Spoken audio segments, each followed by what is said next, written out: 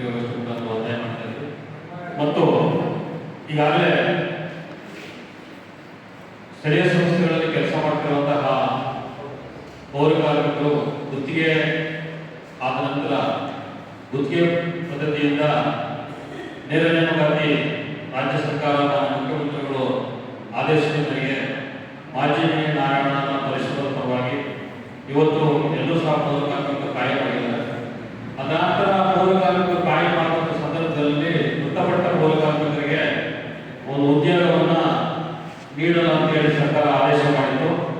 ಈ ಆದೇಶವನ್ನ ಮಾಜಿ ನಾರಾಯಣ ಅವರು ಕಳೆದ 3 ವರ್ಷಗಳಿಂದ ಸರ್ಕಾರ ಬಂದ ತಕ್ಷಣವೇ ನಮ್ಮ ಮುಖ್ಯಮಂತ್ರಿಗಳಾದಂಥ ಸಿದ್ದರಾಮಯ್ಯ ಅವರಿಗೆ ಮತ್ತು ನಗರಾಭಿವೃದ್ಧಿ ಸಚಿವರಾದ ಬೈರತಿ ಸುರೇಶ್ ಅವರಿಗೆ ಮತ್ತು ಸಂಬಂಧಪಟ್ಟ ಅಧಿಕಾರಿಗಳಿಗೆ ಏನು ಅನುಕಂಪ ಆಧಾರದಲ್ಲಿ ಇರುವಂತಹ ಮೃತಪಟ್ಟಂತಹ ಪೌರ ಕಾರ್ಮಿಕ ಕುಟುಂಬಗಳಿಗೆ ಒಂದೊಂದು ಉದ್ಯೋಗವನ್ನು ಕೊಡಬೇಕು ಅಂತೇಳಿ ಎಲ್ಲ ಸ್ಥಳೀಯ ಸಂಸ್ಥೆಗಳಲ್ಲಿ ನಗರ ಪಾಲಿಕೆ, ನಗರಸಭೆ, ಪುರಸಭೆಗಳಲ್ಲಿರುವಂತಹ ಎಲ್ಲ ಪೌರ ಕಾರ್ಮಿಕರ ಪರವಾಗಿ ಮನವಿಯನ್ನು ಕೊಟ್ಟು ಸರ್ಕಾರದ ಜೊತೆ ಸುಮಾರು 2-3 ವರ್ಷಗಳಿಂದ ಹೋರಾಡಿ ಆ ಒಂದು ಪ್ರತಿಫಲವಾಗಿ ಇವತ್ತು ಎಲ್ಲ ಸ್ಥಳೀಯ ಸಂಸ್ಥೆಗಳಲ್ಲಿರುವಂತಹ ಪೌರ ಕಾರ್ಮಿಕರಿಗೆ ಮೃತಪಟ್ಟಂತಹ ಪೌರ ಕಾರ್ಮಿಕ ಕುಟುಂಬಕ್ಕೆ ಒಂದು ಉದ್ಯೋಗವನ್ನು ಕೊಡಬೇಕು ಅಂತ ಹೇಳಿ ನಿನ್ನೆ ಬೆಳಗ್ಗೆ ಸರ್ಕಾರದಿಂದ ಅಧಿಕೃತ ಆದೇಶವನ್ನು ಸಹ ಬಂದಿದೆ. ಅದೇ ರೀತಿ ಅವರಿಗೆ ಮೃತಪಟ್ಟ ಕುಟುಂಬಗಳಿಗೆ 10 ಲಕ್ಷ ಪರಿಹಾರವನ್ನು ಸಹ ಆದೇಶ ಆಗಿದೆ.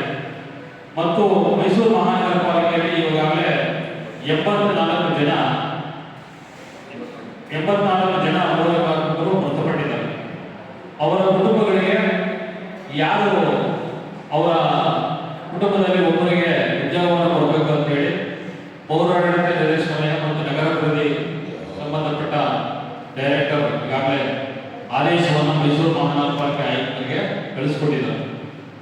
ಹಾಗಾಗಿ ಈ ಒಂದು ಆದೇಶವನ್ನ ನಾರಾಯಣ ಅವರು ಸರ್ಕಾರದ ಒತ್ತಡ ಹಾಕಿ ಮಾಡಿರುವಂಥದ್ದು ಎಲ್ಲರಿಗೂ ಸಹ ಗೊತ್ತಿರುವಂತಹ ವಿಚಾರ. ಮತ್ತು ಈ ಸಂಘದ ಹೋರಾಟದ ಪ್ರತಿಫಲವಾಗಿ ಈ ಒಂದು ಮೃತಪಟ್ಟ ಕುಟುಂಬಗಳಿಗೆ ಇವತ್ತು ಉದ್ಯೋಗ ಲಭಿಸಿದೆ.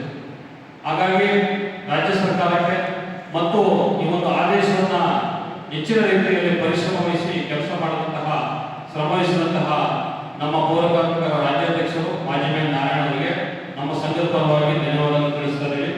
ಒಂದು ವೇಳೆ ಏನು ಈಗಾಗಲೇ 84 ಜನ ಮೈಸೂರು ಮಹಾನಗರ ಪಾಲಿಕೆಯಲ್ಲಿ ಮೃತಪಟ್ಟಂತಹ ಪೌರ ಕಾರ್ಮಿಕ ಕುಟುಂಬದವರಿಗೆ ಉದ್ಯೋಗವನ್ನು ಮೈಸೂರಿನ ಆಯುಕ್ತರು ಮತ್ತು ಆರೋಗ್ಯ ಅಧಿಕಾರಿಗಳು ಅಂತಹ ಇವರು ನೇಮಕ ಮಾಡಬೇಕು. ಈ ವಿಚಾರದಲ್ಲಿ ಪೌರ ಕಾರ್ಮಿಕರು ಯಾರೂ ಸಹ ಯಾವುದೇ ಅಧಿಕಾರಿಗಳಿಗೆ ಹಣದ ಮತ್ತು ಪೌರ ಕಾರ್ಮಿಕರ ಮುಖಂಡರುಗಳಿಗೆ ಹಣ ಕೇಳುವಂಥ ಸಂದರ್ಭದಲ್ಲಿ ಸಂಬಂಧಪಟ್ಟ ಪೊಲೀಸ್ ಸ್ಟೇಷನ್ಗೆ ದೂರು ಕೊಡಬೇಕು ಮತ್ತು ಇಲ್ಲಾಂದ್ರೆ ರಾಜ್ಯ ಮಟ್ಟದ ಸಂಘದ ಗಮನಕ್ಕೆ ತರಬೇಕು.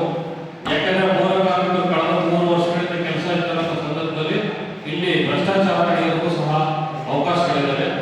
ಕೆಲವರು ಹೊಟ್ಟೆ ಮಾಡೋ ಸಂಘದವರು ಇದ್ದಾರೆ, ಅವ್ರ ಮೇಲೆ ನಿಗಾ ವಹಿಸಿ ಮತ್ತು ಅಧಿಕಾರಿಗಳು ಸಹ ನಿಮ್ಮ ಹತ್ರ ಹಣ ಕೇಳುವಂತಹ ವಿಚಾರಗಳು ಏನಾದರೂ ಇದ್ರೆ ನೇರವಾಗಿ ಪೊಲೀಸ್ ಸ್ಟೇಷನ್ ದೂರು ಕೊಡಬೇಕು ಮತ್ತು ರಾಜ್ಯ ಪೌರ ಕಾರ್ಮಿಕರ ಸಂಘಕ್ಕೆ ದೂರು ಕೊಡಬೇಕು ಮತ್ತು ಭ್ರಷ್ಟಾಚಾರ ರಹಿತವಾಗಿ ಪೌರ ಕಾರ್ಮಿಕರಿಗೆ ಒಳ್ಳೆಯದು ಮಾಡಬೇಕು ಅಂತೇಳಿ ನಾರಾಯಣ ಅವರ ಅಪೇಕ್ಷೆ ಆಗಿದೆ. ಆ ನಿಟ್ಟಿನಲ್ಲಿ ಪೌರ ಕಾರ್ಮಿಕರು ಸಹ ಯಾರೂ ಸಹ ಇದಕ್ಕೆ ಸ್ಪಂದಿಸಬಾರದು ಮತ್ತು ನೇರವಾಗಿ ತಮ್ಮ ದಾಖಲಾತಿಗಳನ್ನು ತೆಗೆದುಕೊಂಡು ಹೋಗಿ ಆರೋಗ್ಯಾಧಿಕಾರಿಗೆ ಕೊಟ್ಟು ಅಲ್ಲಿ ಸಂಬಂಧಪಟ್ಟ ಅಧಿಕಾರಿಗಳ ಜೊತೆ ನಾವು ನೇರವಾಗಿ ನಮ್ಮ ದಾಖಲಾತಿಯನ್ನು ಕೊಟ್ಟು ನೀವು ಉದ್ಯೋಗವನ್ನು ಕಲ್ಪಿಸಿಕೊಡ್ಬೇಕು ಅಂತ ಹೇಳಿ ಹೇಳ್ತಾ ಮಧ್ಯವರ್ತಿಗಳಿಗೆ ಆಗಲಿ ಅಧಿಕಾರಿಗಳಾಗಲಿ ನಾವು ಯಾರು ಸಹ ಇದನ್ನ ದುಡ್ಡಿನ ಇದರಲ್ಲಿ ಮೋಸ ಹೋಗಬಾರದು ಅಂತೇಳಿ ನಾವು ಈ ಮೂಲಕ ಪತ್ರಿಕಾಗೋಷ್ಠಿ ಮೂಲಕ ಮತ್ತೊಮ್ಮೆ ಈ ವಿಚಾರ ನಿನ್ನೆ ಆದೇಶ ಆಗಿರೋದ್ರಿಂದ ಈ ವಿಚಾರವನ್ನು ಸಹ ಪತ್ರಿಕಾಗೋಷ್ಠಿ ಮುಖಾಂತರ